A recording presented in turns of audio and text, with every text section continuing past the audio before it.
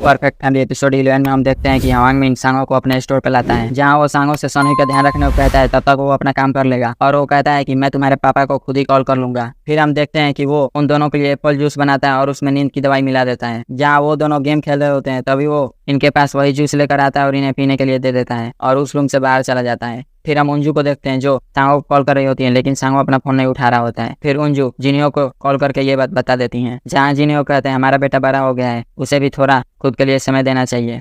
और वो कहते हैं मेरे पास एक केस आया है, आज रात मैं लेट हो जाऊंगा घर आने में। तभी वहाँ पुलिस वाले उस केस का गुनहगार को लाते हैं, जहाँ हम देखते हैं कि वो गुनहगार और कोई नहीं बल्कि गुंडों का बॉस होता है। जहाँ जिनियो कहते हैं तुम्हें पता है ना, तुम्हें रंगे हाथों पकड़ा गया है तो तुम्हें जेल होगी। तभी गुंडों का बॉस कहता है अगर मैं आपसे किसी और के गुनाह के बारे में बताऊं तो आप मुझ पे दया करेंगे। फिर वो कहता है मैं किसी को जानता हूँ जो फेक प्रोसिक्यूटर बन के सबको लूट रहा है। फिर हम देखते हैं कि सांगो और सनोई उस जूस को पीने की वजह से सो गए होते हैं और वहीं पे हवांग मिन होता है जो कहता है अब मैं चलता हूँ अपना नेगोशिएशन करने। और जाते हुए सांगो का मोबाइल ले लेता है और वो अपने स्टोर से बाहर आता है। तभी वहाँ पुलिस वाले आकर उसे अरेस्ट कर लेते हैं और हम देखते हैं कि वहाँ पे जिनियो को भी आते हैं। फिर पुलिस वाले और जिनियो के स्टोर के अंदर जाते हैं, जहाँ वो पूरे स्टोर को सर्च करने लगते हैं। फिर हम सांगो और सनोई को देखते हैं जो अभी भी बेहोश होते हैं दवाई की वजह से, और हम देखते हैं कि उसे किसी दूसरे रूम में बंद किया गया होता है, जिसके आगे स्टोर का पोस्टर लगा होता है और पोस्टर के सामने अलमारी रखा गया होता है ताकि किसी को कुछ ना मिले। जहाँ पुलिस वालों को कुछ भी नहीं मिलता तब वो बाहर आ जाते हैं, जहाँ हवांग मिन ये देख खुश हो जाता है कि उन्हें कुछ भी नहीं मिला। फिर हम उसे पुलिस स्टेशन में देखते हैं, तभी वहाँ जिनियो आते हैं। हवांग मिन जिनियो से कहता है मुझे बचा लो भैया। जहाँ जिनियो कुछ नहीं बोलते तब वो हंसने लगता है। फिर वो जिनियो से कहता है अगर सांगो को जिंदा रहना है तो मुझे भी जिंदा रहना होगा। फिर हम स्टोर का सीन देखते हैं जहाँ रात हो गई थी और सांगो को होश आता है। जहाँ वो देखता है उसके चारों तरफ अंधेरा है, तब वो अपना मोबाइल ढूंढता है लेकिन उसका मोबाइल नहीं होता है। फिर हम जिनियो को देखते हैं जिसने हवांग मिन का कॉलर पकड़ लिया होता है, जहाँ हवांग मिन कह रहा होता है अगर मैं मर गया तो आप सांगो को कैसे ढूंढेंगे। जहाँ जिनियो पूछ रहे होते हैं कि मुझे बताओ मेरा बेटा कहाँ है, तब पुलिस वाले जिनियो को रोकते हैं। फिर हम सांगो को देखते हैं जो लाइट जलाने के लिए स्विच ढूंढ रहा होता है, जहाँ उसे स्विच मिल जाती है। तभी वो उसे ऑन ऑफ करता है लेकिन लाइट नहीं जलती,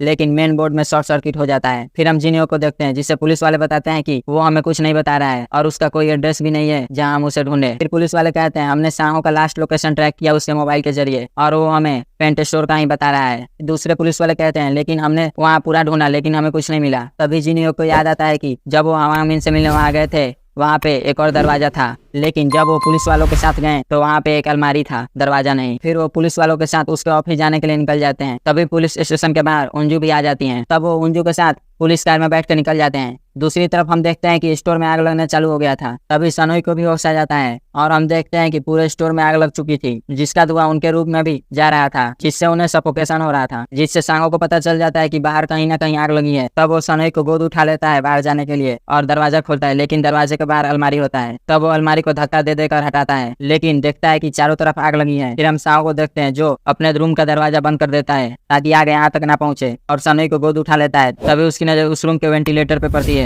तब वो उस वेंटिलेटर का शीशा तोड़ देता है और सनोई को धीरे से बाहर भेज देता है, लेकिन स्मोक की वजह से उसे बहुत सफोकेशन हो रहा था। तब वो खुद बाहर जाने की कोशिश करने लगता है, लेकिन आग की वजह से स्टोर का सामान टूटकर नीचे गिरने लगता है और वो बाहर नहीं जा पाता। फिर वो खिड़की खोलने की कोशिश कर रहा होता है लेकिन वो भी नहीं हो पाता है। तभी हम देखते हैं कि आग पेंट थिनर तक पहुंचने वाली है, जहाँ सांगो की हालत बहुत खराब होती है। तभी पेंट थिनर तक आग पहुंच जाती है और पेंट थिनर का डब्बा फट जाता है। फिर हम बाहर का सीन देखते हैं जहाँ सांगो के पेरेंट्स पुलिस वालों के साथ पहुंच जाते हैं, जहाँ फायर फाइटर्स आग को बुझा रहे होते हैं और वो लोग किसी को अंदर नहीं जाने दे रहे होते हैं। जहाँ सांगो के पेरेंट्स की हालत बहुत बुरी थी, जहाँ फायर फाइटर्स को एक बॉडी मिलती है लेकिन वो सनोई होती है, जहाँ इन्हें सांगो की बॉडी नहीं मिलती है। फिर हम कुछ महीने बाद का सीन देखते हैं जहाँ उंजू अभी भी हॉस्पिटल में एडमिट होती हैं। तभी वहाँ जिनियो आते हैं और हम देखते हैं कि उंजू न्यूज देख रही होती हैं। फिर न्यूज में पेंट स्टोर का न्यूज आता है, जहाँ न्यूज एंकर बता रही होती है कि उस आग में एक बच्चे की मौत हुई है और उसका पापा एक प्रोसिक्यूटर है। जहाँ गुनहगार बता रहा होता है कि उसके पापा प्रोसिक्यूटर हैं तो वो अपना पावर यूज कर रहे हैं मुझे फंसाने के लिए। और उसी ने बताया है कि जो लड़का मरा है उसके पापा ने अपने बेटे के नाम पे बहुत बड़ा लाइफ इंश्योरेंस साइन किया था। हो सकता है ये सब उन्हीं का प्लान हो और ये सब पुलिस वालों ने रिपोर्टर्स को बताया होता है, जो कि पुलिस वालों को हवांग मिन ने बताया है। तब उंजू जिनियो से सनोई के बारे में पूछती है। फिर हम सनोई को अनाथालय में देखते हैं, जहाँ वो अकेले बैठी होती है